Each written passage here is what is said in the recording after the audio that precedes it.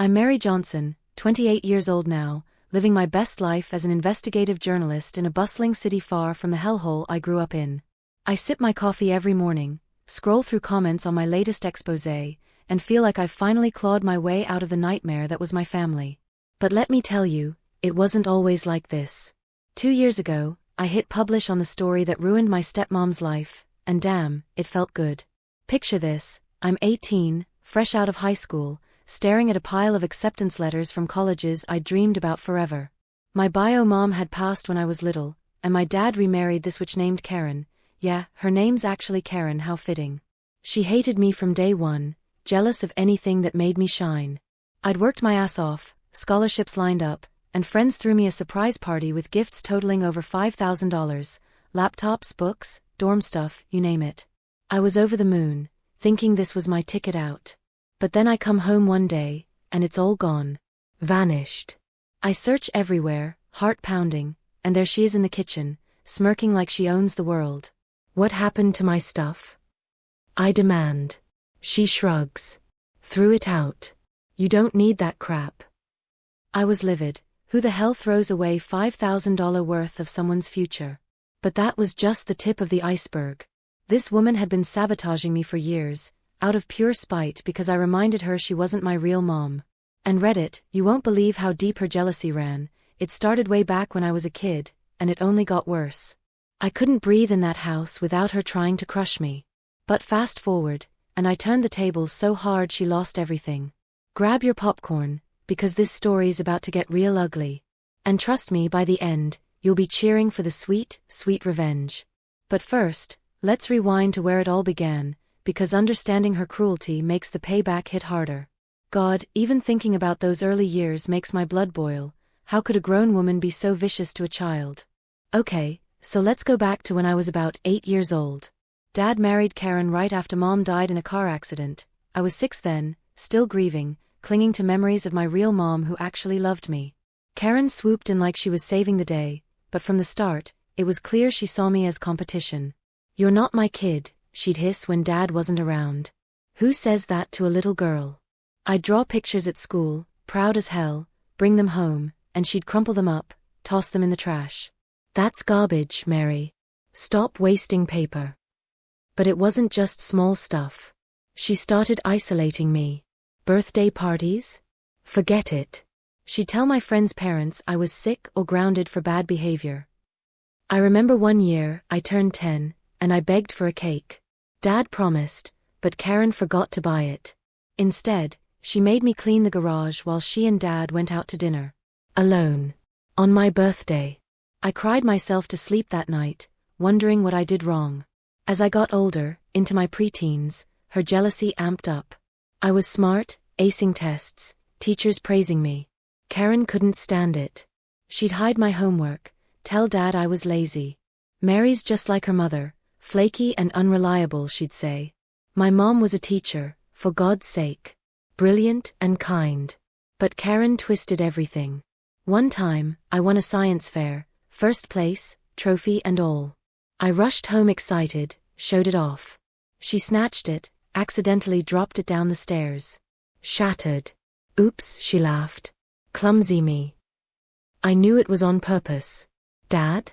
He believed her lies, too spineless to stand up. Karen's just stressed, Mary. Be nicer. Be nicer? I was a kid. And it gets so much worse in my teens. She started messing with my social life, my dreams, anything that could make me independent. I'd catch her going through my room, throwing out clothes or notes from friends. You're too focused on yourself, she'd snap.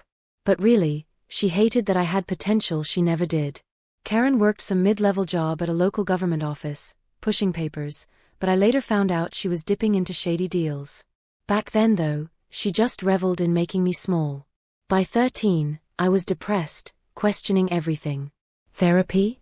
She convinced Dad it was a waste. Mary's dramatic. Yeah, right.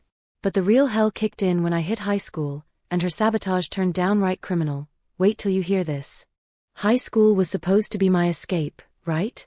Wrong. By 14, I was busting my butt in classes, joining clubs, dreaming of college. Karen saw that as a threat, Me leaving meant she'd lose her punching bag. So she escalated. First, the little things, she'd forget to sign permission slips for field trips, then blame me. You didn't remind me, Mary. But then it got darker. I started dating a sweet guy at 16, first boyfriend. Karen hated him because he made me happy. She'd spy on us, then tell Dad lies like, I saw them doing drugs. Drugs? We were watching movies. Dad grounded me for weeks. The guy dumped me, thinking my family was nuts. Who could blame him? And school? She'd call my teachers, pretending to be concerned, but really spreading rumors. Mary's unstable, watch her. One teacher pulled me aside, asked if I was okay. I broke down but couldn't say much, fear kept me quiet. Then came the money stuff. I got a part-time job at a cafe, saving for college. Every paycheck, I'd hide cash in my room. Guess what? It started disappearing. $50 here, $100 there. I'd confront her, did you take my money? She'd gaslight me. You're irresponsible, Mary. Probably lost it. But I knew. One night, I caught her red-handed, rifling through my drawer. What the hell? I yelled. She slapped me, hard. Don't talk to me like that, you ungrateful brat. Dad? You provoked her. That slap woke something in me, a quiet rage. But she didn't stop. My junior year, I applied for scholarships. Letters came, awards for $1,000, $2,000. Excited, I showed Dad. Karen intercepted the mail after that. Junk, she'd say, shredding them. I missed deadlines because of her. How could you? I'd cry. She'd smirk. Life's tough, kid. It was jealousy, pure and simple. She never went to college, stuck in her dead-end job, and hated that I might succeed. By senior year, I was a wreck, anxiety through the roof. Friends noticed, but I hid the bruises, emotional and sometimes physical. She pushed me once, I fell, sprained my wrist. Accident, she claimed. And just when I thought I'd broken free with those college acceptances, she pulled the ultimate betrayal that shattered me completely. Senior year hit, and I was on fire, GPA sky high, essays pouring my soul out about overcoming loss. Acceptances rolled in, state uni, a couple privates. I was ecstatic. Friends rallied, threw that party. Gifts piled up, a new laptop for my bestie, gift cards, supplies, over $5,000 worth. You're gonna kill it, Mary, they said. I hid it all in my closet, paranoid about Karen. But she found it. Came home from school, door ajar, stuff gone. Trash bags in the driveway, my future, dumped like garbage. Karen. I screamed, storming in. She was sipping wine, casual as hell. It was clutter. You think you're better than us? Leaving for some fancy school. I couldn't breathe. That's $5,000. My friend's hard-earned money. She laughed. They'll get over it. Stay here, get a job like normal people. Dad? Karen meant well, honey. We'll buy replacements. With what? They were broke from her shopping sprees. I was devastated, scrambling to replace what I could, but it delayed everything. Took odd jobs, begged extensions from colleges. Meanwhile, Karen ramped up the mind games. You'll fail anyway, she'd whisper. Just like your mom, weak. That cut deep. My mom was strong till the end. Early adulthood kicked in, I deferred college a year, worked full-time. Moved out at 19 to a crappy apartment, but freedom tasted sweet. Karen? Still meddling. She'd show up at my job, cause scenes. Mary's a thief, she told my boss once. Fired on the spot. Had to start over. By 20, I enrolled part-time, studying journalism, ironic, right? I loved uncovering truths. But she kept tabs, calling my dorm, spreading lies to roommates. Mary's unstable. One girl moved out because of it. I was isolated again, doubting myself. Therapy finally, paid for myself. She's toxic, the counselor said. No kidding. But the rage built. I started journaling everything, realizing her patterns. And her job? Whispers of corruption, kickbacks, faking reports. She bragged about it once, drunk. Perks of the position, she winked. But nothing prepared me for the final straw, the one that pushed me over the edge and into full warrior mode. So there I was, 22, finally graduating college after grinding through loans and night shifts. I'd made it, despite everything. Invited Dad to the ceremony, hoped maybe, just maybe, he'd show without her. But no, Karen insisted on coming. Family event, she said sweetly on the phone. I should have known. Day of graduation, cap and gown, heart full. Walk across the stage, Mary Johnson. Cheers from friends. After, photos, hugs. Then Karen approaches, fake smile. Congrats, she mutters, handing me an envelope. Inside? A gift, a bill for $10,000. For all the years we raised you, it read. What?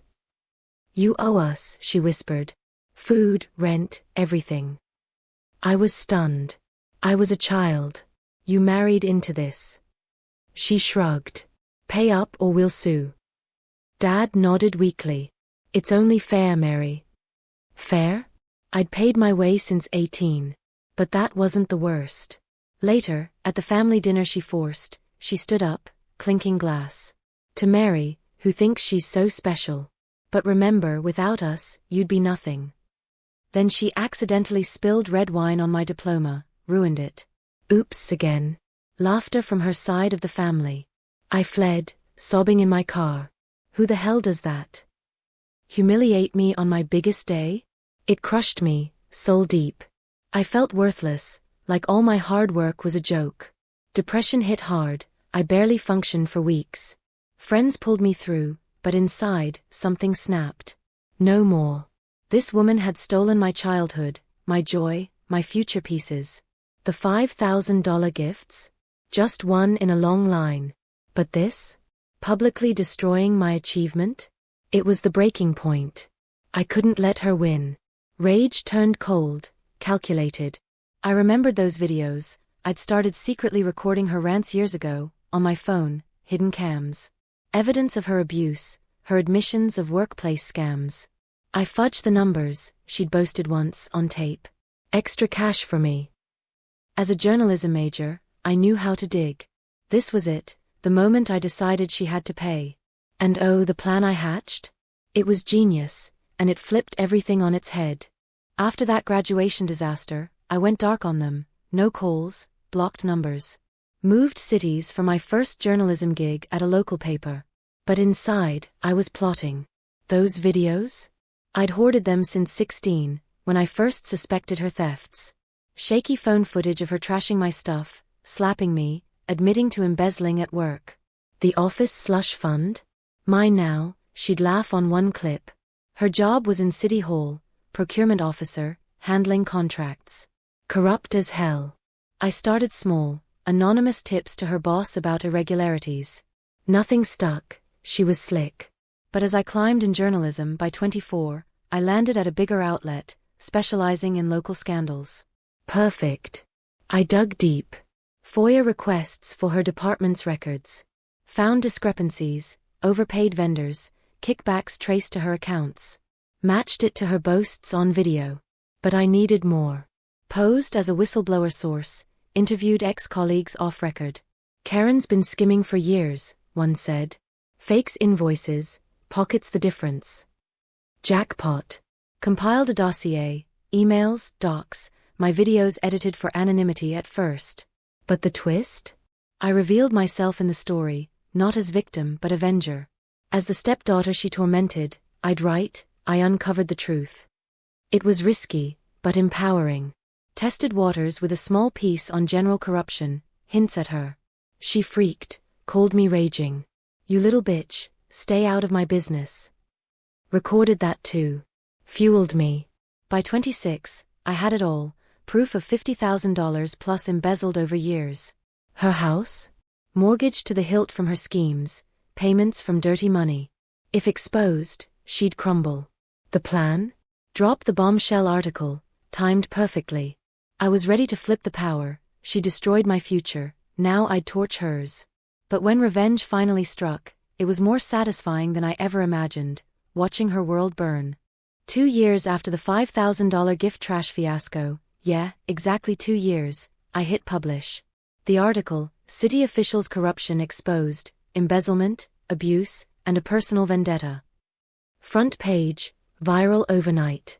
Detailed everything, fake contracts, stolen funds with receipts. Then the personal angle, videos embedded, blurred my face but clear audio of her abusing me, admitting crimes. Threw away her college gifts out of jealousy, I wrote. But that's nothing compared to the taxpayers' money she stole. Boom. Social media exploded, hashtags like #KarenDownfall. Her office? Immediate suspension. Investigation launched. Cops raided her home, found more evidence. She was fired within days, charged with fraud. Bail? Couldn't afford it without her salary. Dad bailed her out, but their savings? Gone, funneled into her scams. The house, that big McMansion she lorded over me? Mortgage defaulted. Bank foreclosed. I watched from afar as eviction notices hit. Neighbors gossiped, her friends ghosted. She called me begging. Mary, please retract. We're homeless. I laughed. Remember my gifts? My diploma? Payback's a bitch. Hung up. Court date, guilty plea, probation, restitution she couldn't pay. Lost everything, job, home, reputation. Dad divorced her finally, seeing the monster. But he tried apologizing, I failed you. Too late. I cut him off too. Her downfall? Glorious. She ended up in a rundown apartment, working retail, humbled, broken. Comments poured in, justice served. I felt triumphant, rage purged. And now? I've built a life she could never touch, free at last. These days, at 28, I'm thriving, no chains from that toxic mess. My career's booming, that article won awards, launched me nationally. I expose crooks like her, help others find justice. Got a cozy apartment, amazing friends who are my real family, ones who celebrate me, not crush me. Therapy healed the scars, I'm stronger, wiser. Dated a great guy now, no drama. And them? Zero contact. Blocked forever. Last I heard, Karen scraping by, Dad alone in a tiny place. No pity here, they earned it. The moral? Real family isn't blood or marriage, it's the people who lift you up, love you without conditions. If yours tears you down, cut him loose. You deserve better. Don't wait like I did, document, plan, strike back if needed. But mostly, build your own damn empire.